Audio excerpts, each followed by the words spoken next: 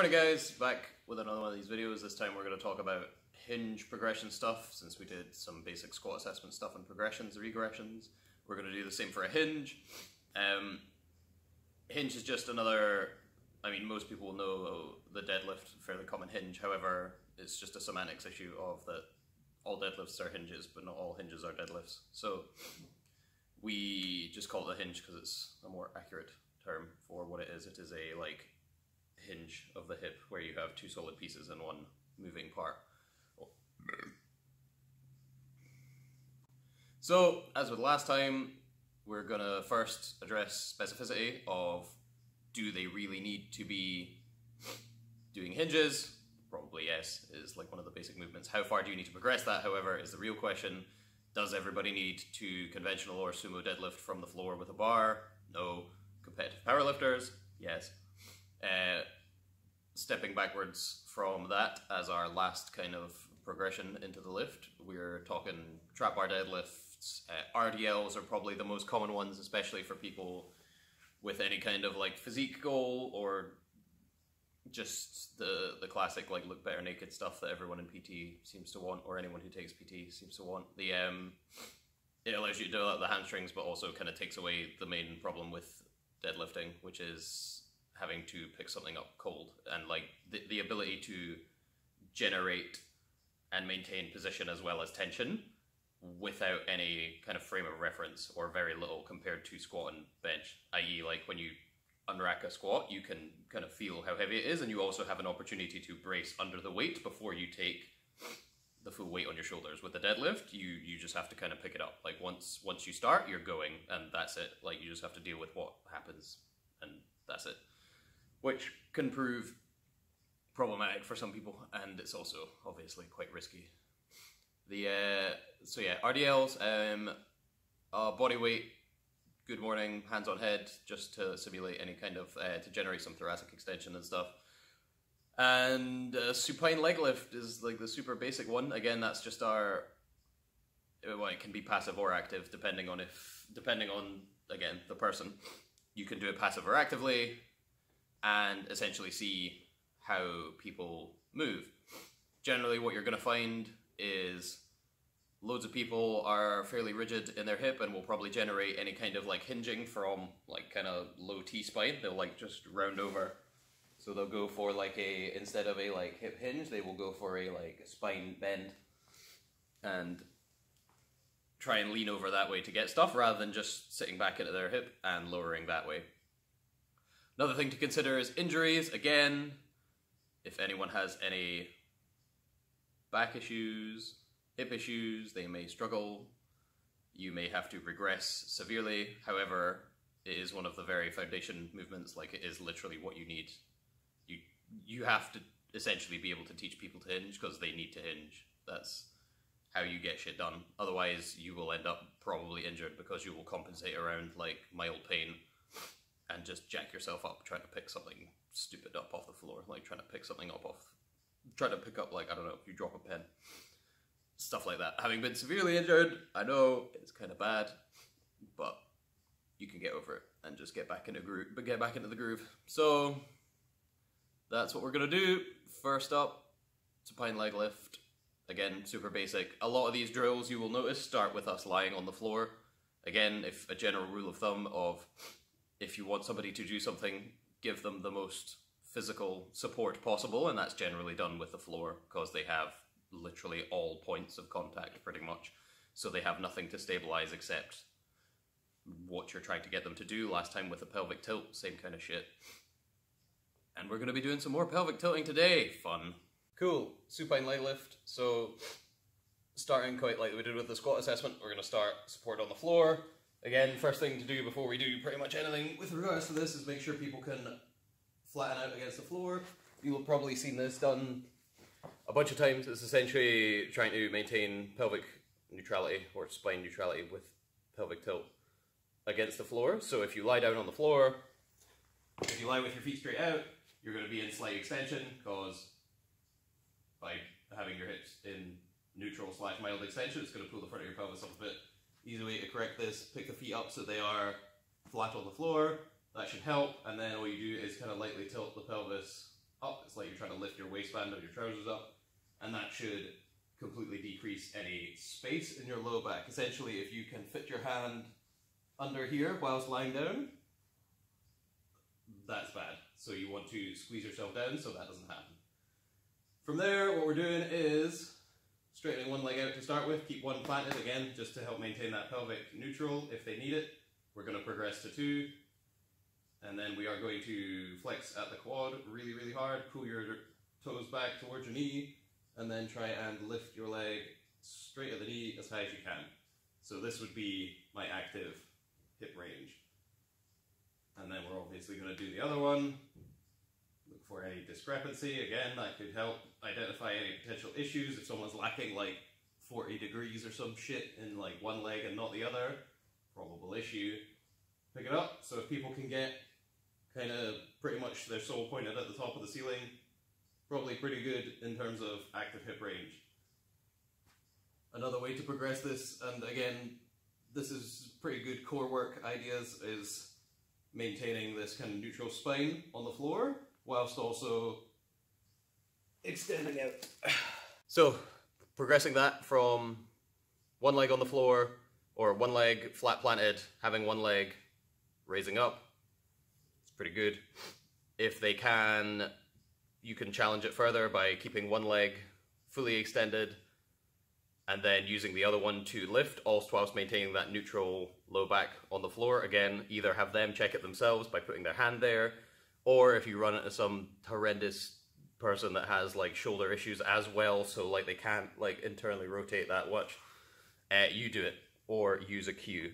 You can use anything that's mostly flat, like kind of thin flat material stuff. There's some like physio ball things, knee sleeves work fine, just something that's kind of quite thin and spongy enough to like give that proprioceptive feedback of like compression.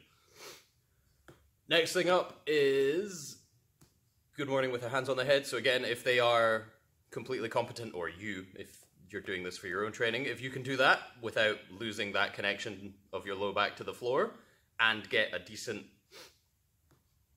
active range of motion, as in you can pull your own straight leg up to like 90 degrees and make like an L shape so you look like a Tetris piece or something, that's totally cool.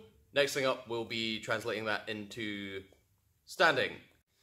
Cool, so next drill on the list was good mornings with hands on head. Again, kind of like how we challenged the squat position, however this time we're not going to mess around with elbows forward, although you can, again, if that's proving the problem. Some people have the issue of not being able to maintain that kind of like spine neutrality from like here upwards, and they will just kind of upper back round. Different issue. Anyway, so let's square up to the camera, put hands on head, again, pelvic tilt, and then just sit yourself forward till you get to a hip hinge. Ideally what we're not looking for is to go down here and then like bottom out. Any kind of rounding that occurs in the low back is where your hip range pretty much ends. That's kind of the classic, how people will go through a hinge pattern for the first time, is they will usually do something either like this, where they just totally round and have absolutely no hip tilt if we watch like the kind of underside of my top, or they will get reasonably far through, but then also start to round from here to finish it out, which is not what we want. Next thing up, RDL. Right now we're going to do it, well, I'm going to do it with the cowbell.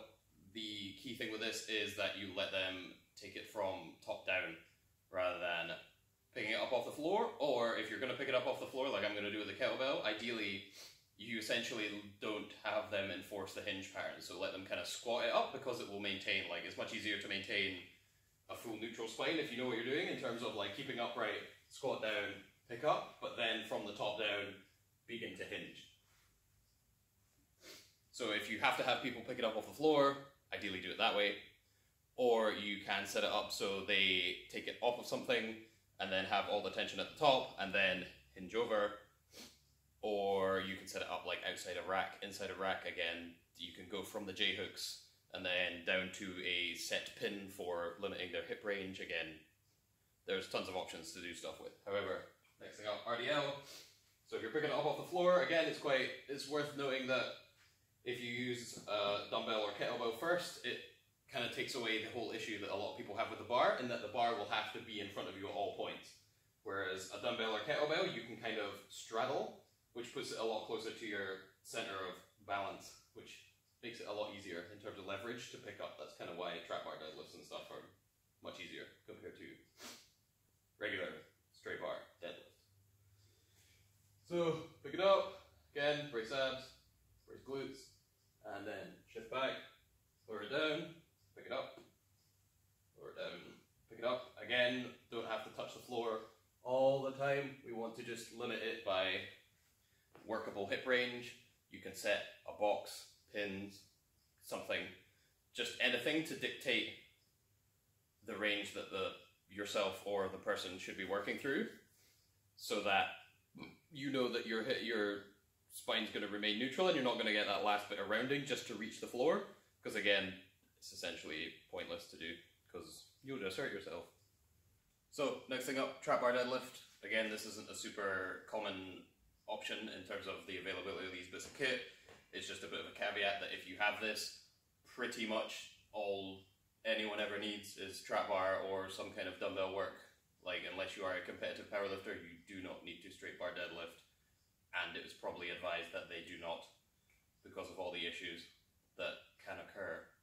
Not necessarily will occur, just can. Like, I've very rarely seen someone who is technically perfect under load all the time with a straight bar deadlift to the point where it's a non-issue and doesn't need coaching. You just fire and forget about it. Like, he's fine. It's never happened. So, trap bar deadlift, however, much easier. Again, same reason. It's in your center. It's literally set pretty much. You can set it where your center of gravity is. You have optimum leverage. You can just bend down, pick it up. Again, with weights on, it'll obviously be higher off the floor. I just haven't put any on. And then we just bend down and rip it out. Fairly simple stuff. A note that we haven't touched on yet is head positioning. You can get some people who like to, as they hinge over, like really crank back on their neck and try and look up. Don't want to do that. Again, it takes out slack that you could use to optimize your thoracic spine position and upper back. If you want a cue that's really fucking easy for head position, make like the ugly double chin face you send to your pals on Snapchat. That will pretty much, essentially like you're trying to push your chin back into your cervical spine. And it will pretty much lengthen the top of the back of your head and keep everything nice and square and on a line. So lastly, on the kind of progression side of things, we get to the bar deadlift. Again, personal advocation is that unless somebody is a competitive powerlifter or wants to use the bars in terms of, don't know, they just fancy doing barbell deadlifts, or as well as you deciding that it's appropriate, or yourself wanting to try out barbell lifts. Again, there's nothing wrong with them. It's just if you are someone who coaches people, it's far easier to just coach people to do the other stuff rather than have to worry about this. Again, it comes into that kind of time versus results kind of paradigm of taking the time to properly coach people to do something that has a regression that's infinitely easier to coach them and has way less risk and will also net you pretty much similar results in either hypertrophy or strength. Why wouldn't you? Again, unless it's sport specific in terms of powerlifting, which bar is. So, a couple of things. Again, bar deadlifts could be an entire video in themselves.